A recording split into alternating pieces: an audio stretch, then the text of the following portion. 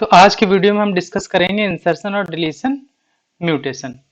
Insertion और deletion जो mutation है वो जीन म्यूटेशन की सेकंड मेजर क्लास होती है। ठीक है, इसमें क्या होता है कि एक या एक से अधिक न्यूक्लियोटाइड का डीएनए में इंसर्शन होगा या फिर डिलीशन होगा। कलेक्टिवली इसे जो है वो हम इंडेल नाम से रिप्रेजेंट करते हैं। ठीक है, इंसर्शन और डिलीशन जो है वो टू टाइप का हो सकता है। या तो जो इंसर्शन और डिलीशन जो हो रहा है न्यूक्लियोटाइड में वो एक कोडॉन यानी कि 3 न्यूक्लियोटाइड के फॉर्म में हो, ठीक है, या फिर क्या हो सिंगल या फिर 2 न्यूक्लियोटाइड एक साथ ऐड हो रहे हो। ठीक है, तो पहली कंडीशन हो गई एडिशन और removal of nucleotide in not multiple of 3। तो इसमें क्या है कि जो एडिशन और रिमूवल हो रहा है न्यूक्लियोटाइड का वो 3 के मल्टीपल में नहीं है, वो सिंगल है या डबलेट फॉर्म में है। ठीक है, इंसर्शन और deletion of nucleotide within the sequence of DNA that result lead to a change in the sequence of codon, this type of mutation is known as frame shift mutation. अब जरा इसको हम समझे कि frame shift mutation है क्या। तो जैसे मान लो क्या है कि ये हमारा एक डीएनए फ्रेम है, इसमें क्या हुआ कि इंसर्शन हुआ जीसी न्यूक्लियोटाइड का। ये इंसर्शन जो है वो हमारा यहां पर हो रहा है, इस जगह पे।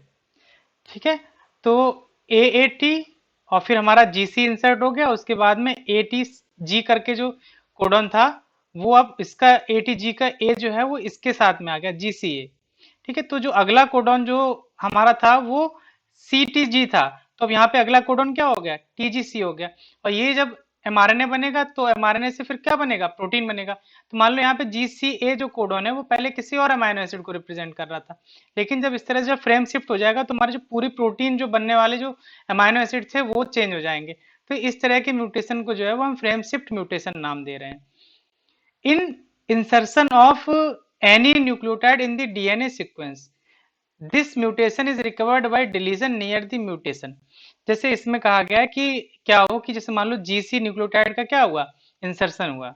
अब हम क्या करें कि जहां इंसर्शन हुआ है उसके आगे हम 2 न्यूक्लियोटाइड का ही क्या कर दें डिलीशन कर दें। मान लो ये न्यूक्लियोटाइड डिलीट हो गए, तो क्या होगा कि अब जो हमारा अगला सीक्वेंस जो होगा वो ए ए टी जी सी जी, इस तरह से उसके बाद में आगे स्टार्ट हो जाएगा सी टी जी।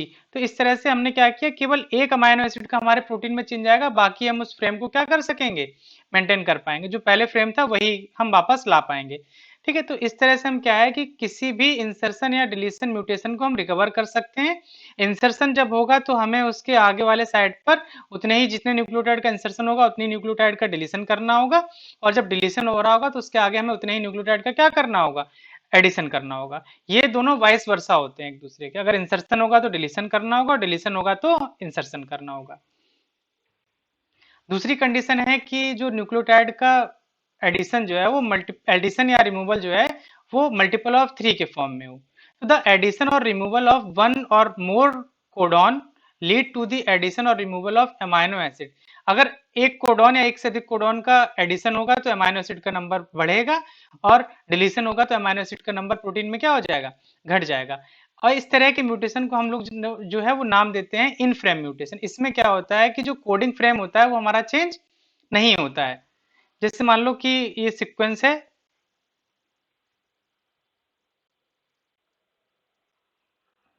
अब इसमें क्या हुआ कि यहाँ पर एक कोडॉन और ऐड हो गया, तो ए टी जी, और जो कोडॉन ऐड हुआ है उसका नाम है जी टी सी, उसके बाद फिर क्या है टी सी ए। तो इस तरह जो प्रोटीन जो है वो अपने फ्रेम में ही रहेगी, उसमें कोई भी चेंज नहीं आएगा। ठीक है, जो अमाइनो एसिड पहले कोड हो रहे थे वो अभी भी कोड होंगे। इस तरह के म्यूटेशन को जो है वो हम नाम देते हैं क्या इन फ्रेम म्यूटेशन। अब इफ इंसर्शन ऑफ 3 न्यूक्लियोटाइड, इसमें दो कंडीशन है। ठीक है, 3 न्यूक्लियोटाइड का जो एडिशन है वो 2 कोडॉन के क्या हो रहा हो बीच में हो रहा है, जैसे ये वाली कंडीशन थी। तो यहाँ पर क्या होगा कि एक अमाइनो एसिड का इंक्रीज हो जाएगा प्रोटीन में और फ्रेम सेम रहेगा। दूसरी कंडीशन जो है उसमें क्या है कि if the insertion of 3 nucleotide within the codon, अब यहाँ पे था बिटवीन द कोडॉन, एक कोडॉन ये था दूसरा कोडॉन ये था, इनके बीच में ऐड हुआ। दूसरी कंडीशन है कि विद इन द कोडॉन। अब जैसे यहाँ पर देखो कि ए ए टी एक कोडॉन है और ए टी जी जो है वो दूसरा कोडॉन है। यहाँ पर एक 3 न्यूक्लियोटाइड का एडिशन हो रहा है ए ए टी के बीच में, तो जो हमारा फ्रेम जो है वो कुछ इस तरह से हो जाएगा ए ए ए टी जी टी। तो यहाँ पर ए ए टी मान लो किसी एक अमाइनो एसिड को कोड कर रहा था, अब वो यहाँ पर क्या है ये दो अमाइनो एसिड में कोड होने लगा। तो इस तरह से क्या होगा कि एक कोडॉन जो है वो सब्स्टिट्यूट हो जाएगा कितने में, दो कोडॉन में। ठीक है। अब एक कंडीशन और है हमारे पास, वहां था इंसर्शन पीछे वाले में, और यहाँ पर क्या हो कि डिलीशन हो जाए। तो यहाँ पर भी दो कंडीशन है, या तो बीच में से डिलीट हो दो कोडॉन के, या फिर with in the codon deletion हो।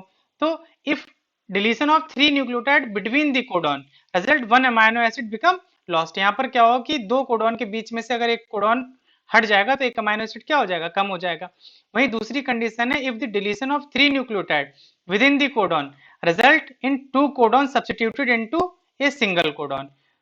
क्या होगा कि जैसे मान लो दो कोडॉन के बीच में से, जैसे मान लो टी ए टी और सी जी ए, दो कोडॉन है, इनके बीच में से टी सी जी डिलीट हो गया, तो जो हमारा जो नया कोडॉन है वो बनेगा टी ए ए। ठीक, तो इस तरह से क्या हुआ कि ये टी ए टी और सी जी ए दो अलग अलग कोडॉन थे, अब वो सब्स्टिट्यूट हो गए एक कोडॉन में। दूसरी कंडीशन ये भी हो सकती है कि जब डिलीशन हो तो जो नया कोडॉन जो ये बन रहा था, तो ये एक टर्मिनेशन कोडॉन हो, जिससे क्या होगा कि प्रोटीन का टर्मिनेशन जो आगे जाकर होना था वो प्रोटीन क्या होगी, पहले ही टर्मिनेट हो जाएगी, और इस तरह से जो प्रोटीन बनेगी वो ट्रंकेटेड होगी। मतलब ओरिजिनल प्रोटीन का जो साइज है उस प्रोटीन के साइज से वो प्रोटीन का साइज क्या होगा, बनने वाली प्रोटीन का साइज कम होगा। तो इस तरह के प्रोटीन को हम लोग नाम देते हैं क्या, ट्रंकेटेड प्रोटीन। तो ये आज हमने पूरा डिस्कशन किया कि इंसर्शन और डिलीशन जो है वो कैसे हो रहा है और इसकी क्या क्या कंडीशन हो सकती है। नेक्स्ट वीडियो में हम डिस्कस करेंगे क्रोमोसोमल म्यूटेशन। धन्यवाद।